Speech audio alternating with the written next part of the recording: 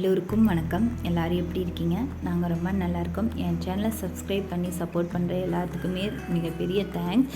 வாங்க இன்றைக்கி ஒரு குக்கிங் வீடியோ பார்க்கலாம். ரொம்ப சிம்பிள் அண்ட் டேஸ்டியான ஹோட்டல் ஸ்டைல் வெண்பொங்கல் எப்படி பண்ணலாங்கிறத பார்க்கலாம். அதுக்கு தேவையான பொருட்கள் என்னென்னு பார்த்துக்கலாம். இதில் நம்ம அரிசி ஊற வச்சுப்போம். 1 டம்ளர் அளவுக்கு சாப்பாட்டு அரிசியும் அதே டம்ளரில் 1 டம்ளர் அளவுக்கு பாசிப்பருப்பும் நம்ம ஊற வச்சுக்கலாம். ஒரு அரை மணி நேரம் இல்லை 1 மணி நேரம் அளவுக்கு நம்ம ஊற வச்சுப்போம். ஈக்குவல் குவான்டிட்டியில் பருப்பும் அரிசி எடுத்தால் தான் பொங்கல் ரொம்ப நல்லா இருக்கும். இப்போ பெருங்காய கட்டியை ஒரு சின்ன கிண்ணத்தில் சேர்த்து நல்ல சுடுதண்ணி ஊற்றிப்போம். ஒரு 1/2 hour அளவுக்கு ஊறட்டும். ஃப்ரெஷ்ஷான கறிவேப்பிலை, இஞ்சி பெரிய துண்டளவு, பெருங்காயம் ஒரு 1/2 hour அளவு ஊறிடுச்சு. மிளகு 2 டேபிள் ஸ்பூன், சீரகம் 2 டேபிள் ஸ்பூன் எடுத்திருக்கேன்.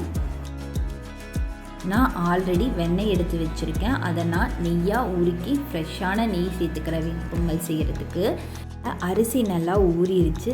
வாஷ் பண்ணிவிட்டு நான் குக்கரில் சேர்த்துக்கிறேன். 1 டம்ளர் அரிசிக்கு 3.25 டம்ளர் அளவு தண்ணி நான் சேர்த்துக்கிறேன். பாருங்கள், நான் இந்த டம்ளரில் தான் நான் அரிசி ஊற போட்டேன். இதே டம்ளரில் நான் தண்ணி சேர்த்துக்கிறேன். கடைசியாக 1 டேபிள் ஸ்பூன் நெய் ஊற்றிட்டு நம்ம அடுப்பில் வச்சுக்கலாம்.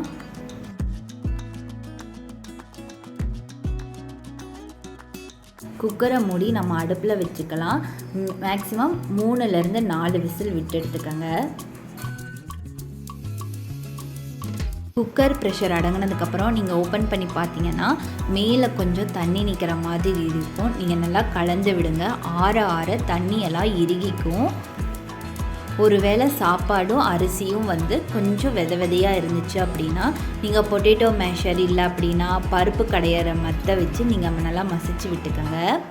இப்போ வெண்பொங்கலுக்கு தாளிப்பு கொடுத்துப்போம். ரொம்ப முக்கியமான விஷயமே இந்த தாளிப்பு தான்.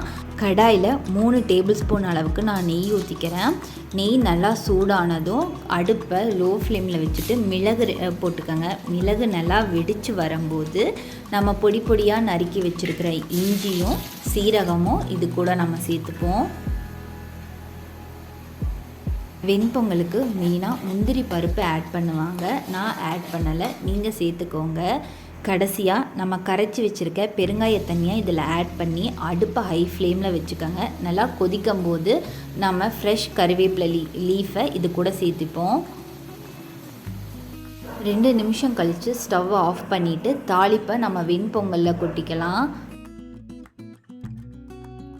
கடைசியாக தேவையான அளவு உப்பு ஆட் பண்ணி நல்லா கலந்து விட்டுக்கங்க. ஆல்ரெடி நான் வெண்பொங்கலை மேலே கொஞ்சம் தண்ணியாட்ட நிற்குதுன்னு சொல்லியிருந்தேன் இல்லைங்களா? கொஞ்சம் ஆறுனதுக்கப்புறம் தண்ணியெல்லாம் இறுகிடுச்சு. இப்போ பார்த்திங்கன்னா வெண்பொங்கல் பக்குவத்துக்கு இருக்குது. தாளிப்பு போட்டு நல்லா கலந்து விட்டதும் ஒரு 5 நிமிஷம் மூடி வச்சுருங்க.